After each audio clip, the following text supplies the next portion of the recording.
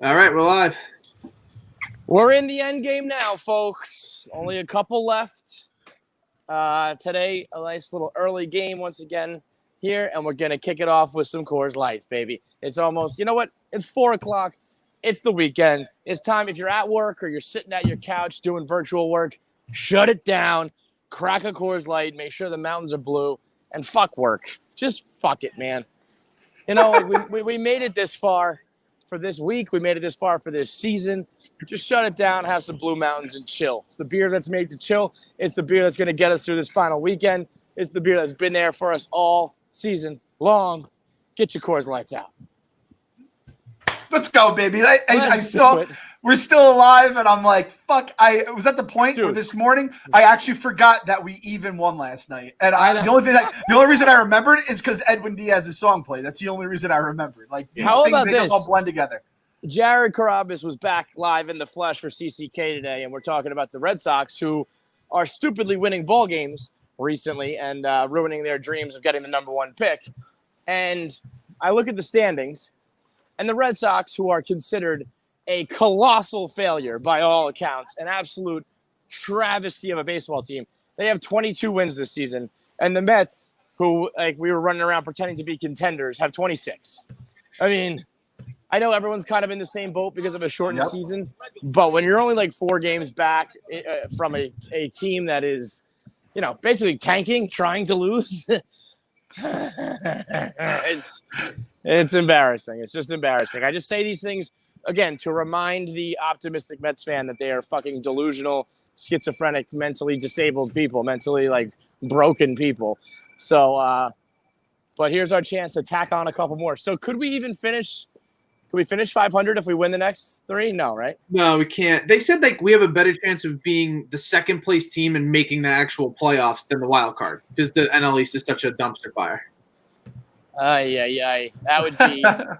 That would be something. No, all right. Let's not even get it all out, Kev. Get it all out. You have 3 more days. Get it all out now. We're not even gonna talk. Oh, can't hear you. Can't hear you. Hang on. All right, I'm back. There we go. Yeah. What we're gonna talk about is Sandy Alderson. The Sandman is back, and what we unearthed today.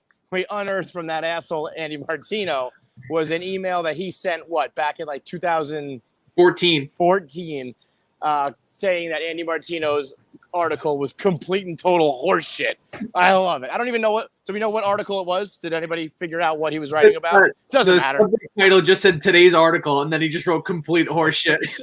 I mean, I guess credit that's how you know that Andy Martino is just a complete and total fucking troll who just wants attention, because you would think that you would try to keep that quiet. You would think that you wouldn't run around putting that on blast. But anything for a little bit of exposure and some fucking retweets, even if it's me getting roasted for my own article, calling it complete and total horseshit. But that's the kind of fire I want. I hope that Uncle Stevie takes the fucking shackles off and lets him do that kind of shit all the time. Call out whoever you want, say whatever you want. Fuck the Andy Martinos of the world. Anybody who writes a horseshit article getting put on blast. That's basically an evergreen email that he could have wrote to Andy Martino for any one of his thousands of articles. And listen, Sandy, Uncle Stevie, I'm trying to think of who else. Those two are the matter. I'm going to give them my email. If they see a blog that's horseshit, I want them to let me know. I'm running laps for Coach Judge, and I want to know if I write horseshit on the blog. I'm not, immune to these horseshit emails either. We're all hands on deck for this new era of Mets baseball. We're all going to be better. The video that your wife took of you from the house where you're just running by, it's so fucking good, man. I love it. And then Nick took it and put it into, what was it, Signs? Signs, yeah. With the music. She honestly, she saw the light going on outside, and she thought there was like a deer or a raccoon, and then just sees my fat ass running around. Just my husband. That is actually fucking incredible. So, yeah, listen, the news today is really Sandy, and I don't know. What else? Is there anything else in Mets land? Nope. No. Max Scherzer's going to shove it up our ass more than likely, so we have that to look forward to. I would think that as we usher in a new era here, I feel like it's, not that Scherzer's going to be a bad pitcher by any means, but I feel like his time being the number one stud is over, but he'll just reach back, one more time. I will never forget that, 2-3 years ago, whatever it was, the last game of the season was a Barstool at the ballpark, and he threw that no-hitter. Yeah.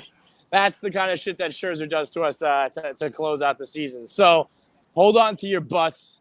It might not be fun, but it's not even about that. Like we said, it's all just about the Coors Lights. Watching Edwin Diaz still be the best and most reliable and trustworthy closer in the game. Watching Dom Smith hit like another 3 or 4 doubles tonight, I'm sure. And hopefully no base running mistakes. That's all I ask for. And Guillorme, the return of Guillorme. He's going to get cocky tonight. I feel like we're gonna see big things from Guillorme because he's got this like second lease on playing. And Nimmo, McNeil, Davis, Smith, Cano, fucking Cano. It's crazy that Cano is like good. He just qualified for his at-bats for like the batting title, and he's like 10th in the league in average. I mean, he's like Diaz. It's like, at what point do you just got to let go of your grudge and your vendetta and call it like you see it, tell it like it is? Ah, God. Can you do it, Kyle? Can you swallow your pride, Kyle, and just say that Robinson Cano was good this year? Can you do it? I can't do it. Fuck him. I can't do it. We were so quick to say that the Kalenic trade was absolute horseshit, but like Kalenic's still not in the pros, and they both had a bounce back year.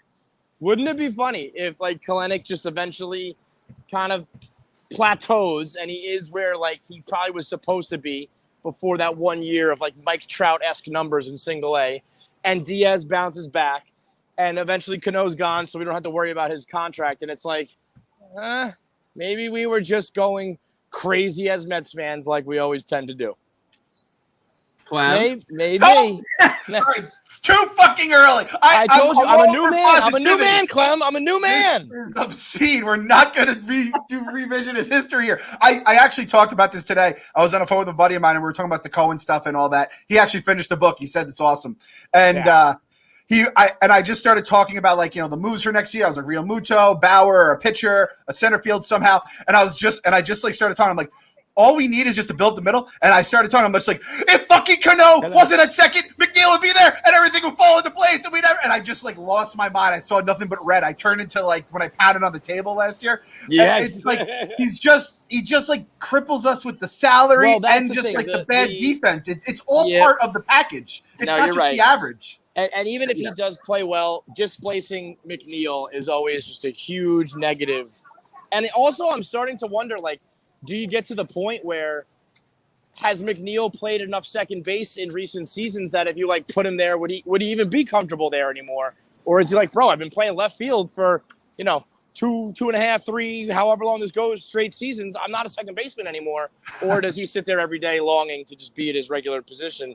I don't know. But the fact that we even have to have this discussion is the problem with Robinson fucking Cano.